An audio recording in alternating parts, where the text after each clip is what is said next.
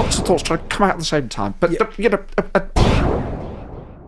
There are migrant hotels around the nation, including here in Orpington, where residents had mixed views about living beside one. Well, they've got to go somewhere, haven't they? I don't see a problem with that at all.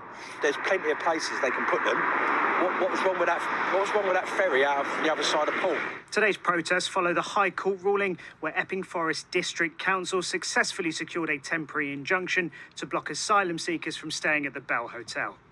But the owners, Somali Hotels, say they will now appeal. And the government is also seeking the right to intervene and be included in the case. If granted, they too are expected to appeal. We've made a commitment that we will close all of the asylum hotels by the end of this Parliament, but we need to do that in a managed and ordered way, and that's why we'll appeal this decision. The Home Office says it still plans to end the use of hotels altogether by 2029, but insists the change must happen in an orderly way. Today, it confirmed one site, the Park Hotel in Diss, Norfolk, will not be used to house asylum seekers after protests from locals. But the Epping judgment has changed the landscape of this entire issue. Analysis by ITV News shows there are 30 councils looking at the implications of it, and they could be open to legal action. This lawyer says it will ultimately depend on each situation. What's particularly unique in this case is that the local authority had made it clear to the hotel that they were not using it as a hotel and that they needed to make an application to change their use. So in terms of whether this is going to happen in other cases, it depends on whether those local authorities have been pursuing the hotels already. The Tories say it's wrong the government wants to appeal. They say it's time to listen to... Hello there, guys. So let me get this straight. A High Court judge has finally said what most of the country already knew.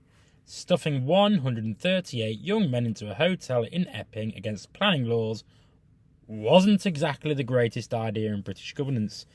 Who would have thought it? And yet, cue the violins.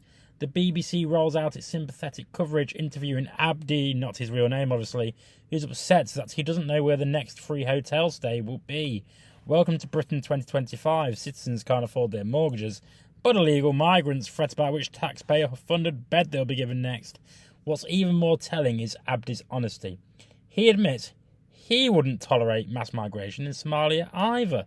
Exactly, the difference is when the Brits say the same thing here, they're called racists. Funny how that works, isn't it? And let's not ignore the dark side of the story. Protests outside the Bell Hotel, branded as far right by the media, but a fellow resident accused of sexually assaulting a 14-year-old girl, barely a whisper. Priorities? The truth is this: ordinary people are tired of hotels turned into hostels, tired of being told their communities must simply adjust, and tired of the political class pretending that this isn't unsustainable. Even Abdi knows it makes sense to say enough is enough.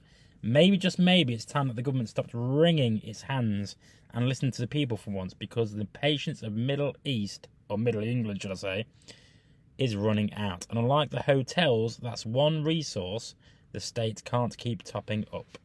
Good day, sir! You're still here? Well. This is what being right wing must taste like. If you want to subscribe to Just Jake, subscribe over there. And if you want to watch more videos from whatever the hell this is underneath it,